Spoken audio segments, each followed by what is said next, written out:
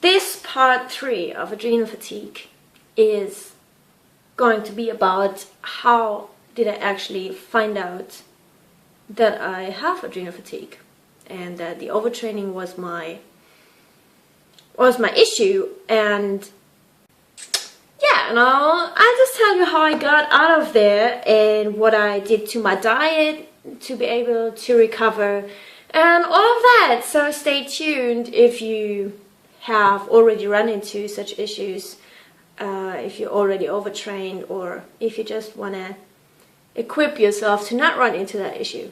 So first of all, how the heck could it possibly happen that I didn't notice it before crashing down?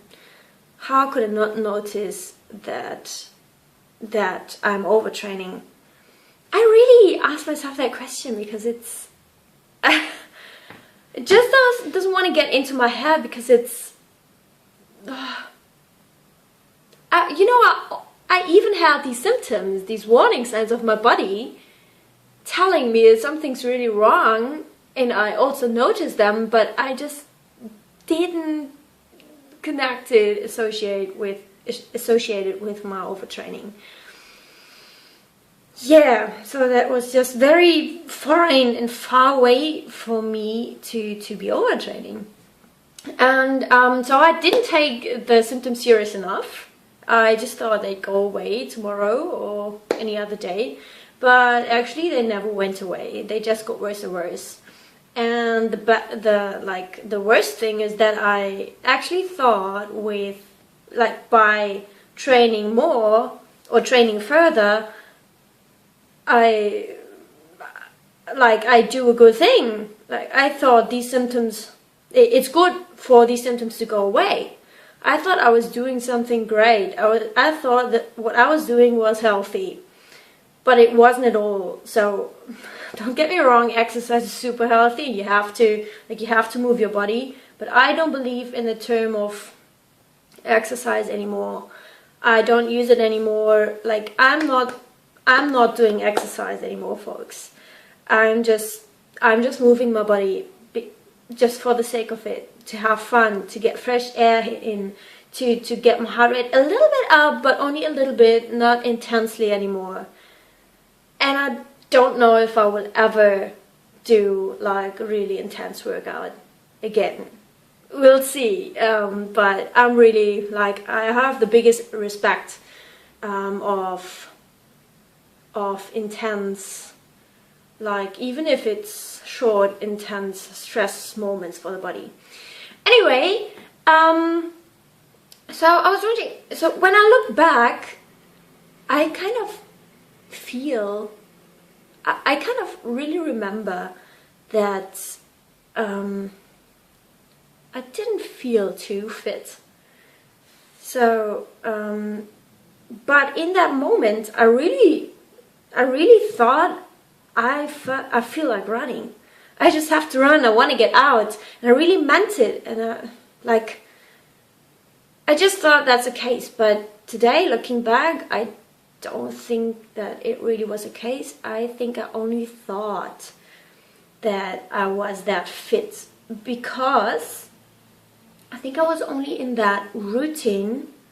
It had become such a routine for me that I didn't even doubt that it is right going out now for a run or doing these weight exercises. It just got my daily routine program, which is a good thing as well, but you have to be that free that you can actually doubt it and change it and, you know, make adaptations if you know what I mean. I just, like, looking back, I think I got myself wrong when I thought I feel like running every day and like that intense and that often and for that long. By the way, if you haven't watched part 1 yet, I ran or jogged for an hour every day, like daily, and also with sprints or intervals Or instead of running, I did weight exercise, like 45 minutes, also quite intense, like always with intense moments in it. And I might have had one rest day in a week, but really I can't really remember, like I didn't plan them.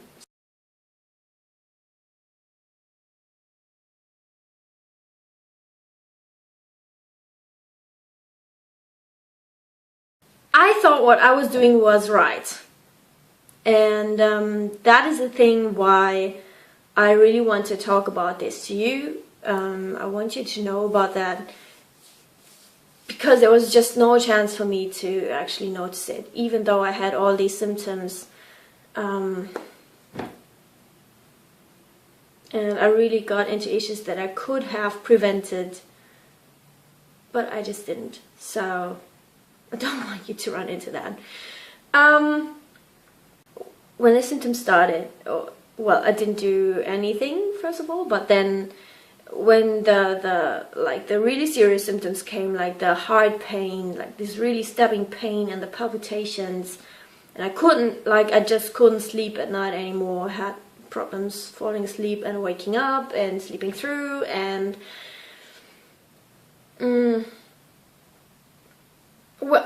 when I just started to feel really miserable, I went to the doctor and got diagnosed by him being close to diabetes type 2.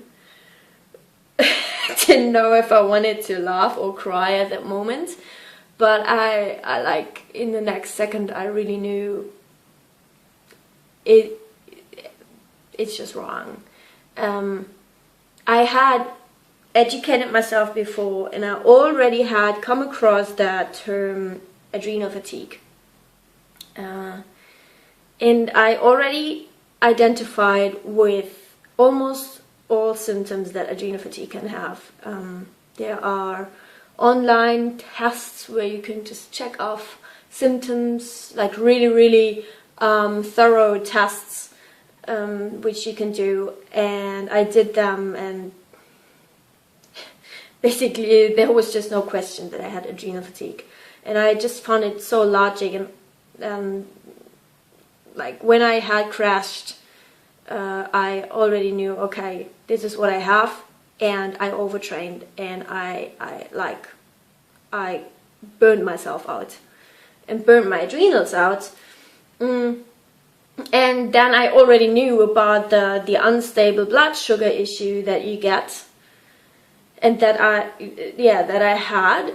So I expected myself to have that issue, and I went to the doctor, and he diagnosed me diabetes type 2, like closely to it. And I was like, I even told him, this is only a symptom of what I have. It's not my issue. It's not the cause. Like, it's only a symptom of another cause that I have. And I told him that I think I was overtraining, and I told him what I thought I had.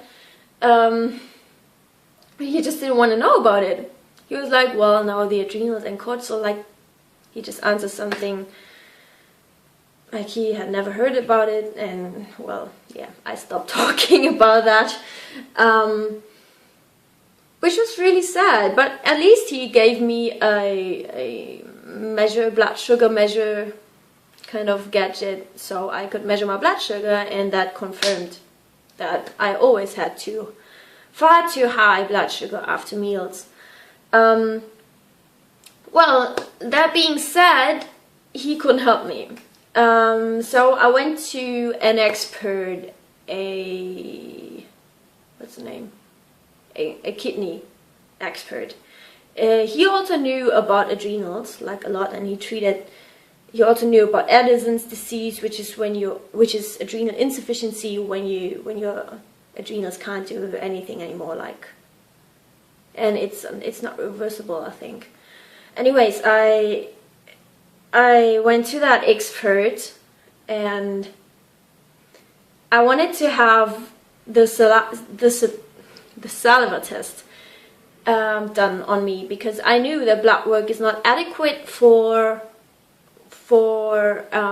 detecting the issue of adrenal fatigue, because blood work, it detects the total amount of hormones, whereas the saliva test only detects the active amount of hormones, and that is the kind of hormones that affect our body most, because they are active, and there are other hormones that are inactive but that don't affect the body as much.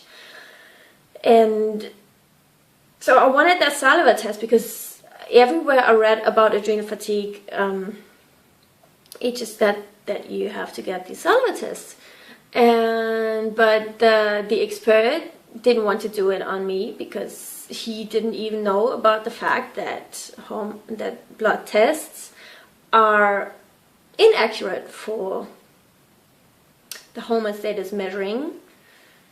So yeah, didn't get that, and he also, like, the diagnosis of him was, so the blood test didn't show up with anything, and he just told me that that I should look for a therapist. So he kind of, in other words, he said I was mad, I just made it up in my mind, and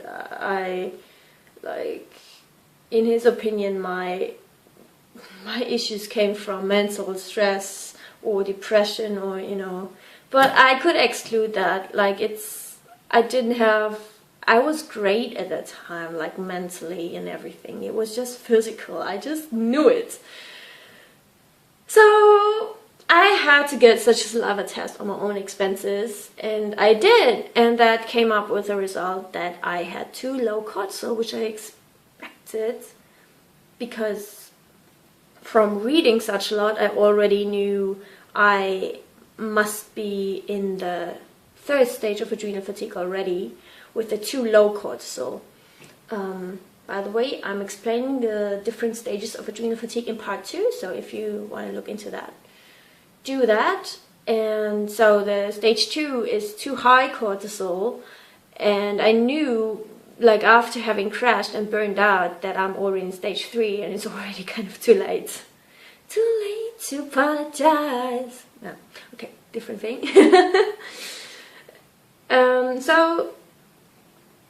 But I also went to a cardiologist, because I just wanted to know what is wrong with my heart. Like, I really felt there's something wrong with my heart. And I was scared of the results. But they didn't come up with anything bad, which is good.